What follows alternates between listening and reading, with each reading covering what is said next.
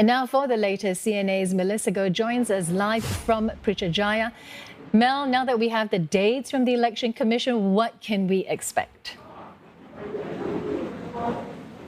Yes, Glenda, now we have certainty and we can plan. Now, all sides will have about 2 weeks to get their nomination papers ready before November 5th.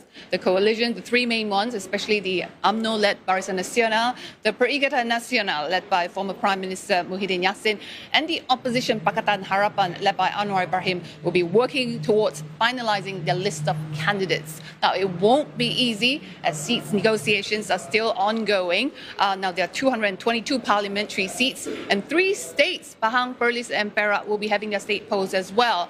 Now, there will be multi-cornered fights all round, and it's going to be intensely fought. Now, what we do know from political bigwigs so far is all 3 coalitions will be fielding young candidates to appeal to larger pool of voters. Now, there's some 21 million voters, almost 6 million first-time voters, many age 18, and the country has lowered the voting age and allowed automatic registration of voters.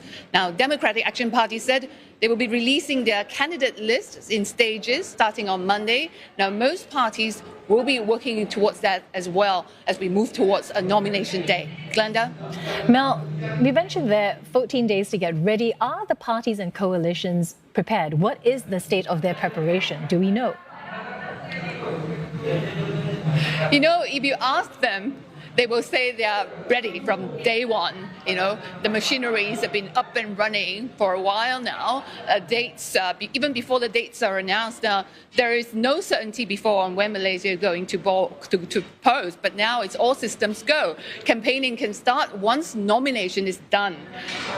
But in reality, on the ground, all 3 coalitions, BN, PN, and Pakatan Harapan, all of them have been campaigning on the ground. They have been on campaign mode, all 3 having governing experience and are formidable on their own. The caretaker Prime Minister Ismail Sabri is leading the charge for Barisan Nasional together with his party president Ahmad Zahid Hamidi. They've been moving from state to state, making electoral promises, canvassing for votes openly. The opposition Pakatan Harapan coalition also will be having their convention in Perak State capital, Ipoh, this evening. Now, Perak is their key battleground and is picked to launch their manifesto. Now, they'll be looking forward to even the score with PN because the state was won by them with a slim majority in the last general election in 2018. But due to defections and due to political maneuvering, Pakatan Harapan said their mandate was stolen from them, so they will hope to wrest it back. But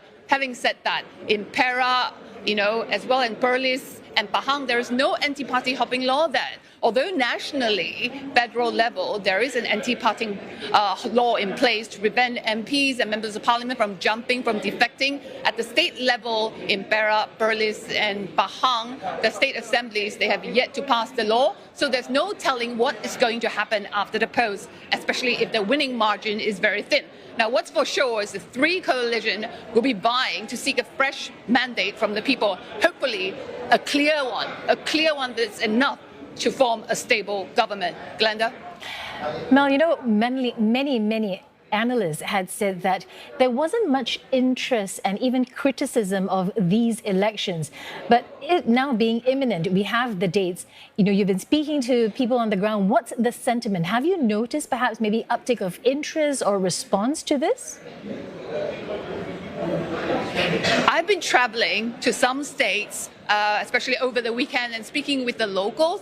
In general, they are excited about this general election. Of course, they are fearful of potential flash floods because it's already raining in many places. We are seeing flash floods already. Now, if their place is hit by flood, of course, their priority will be to take care of themselves, their family, and their property. They are not going to vote. Number one, voter turnout is going to be affected if the rain were to hit hard. But secondly, there are also a lot of voters' apathy because they felt that their vote doesn't matter because with the frequent change of government, we've seen 3 different prime ministers since the last elections. Many are despondent. They are not interested to vote unless they see their clear candidates that interest them, that can capture their imagination. Now, having said that, you know, it's a fight for all. I mean, for once, there will be multi-cornered fights. There are going to be a lot of independents as well in this general election. And the voters are waiting to see, you know, what is being proposed, what is being offered by them, whether there will be fresh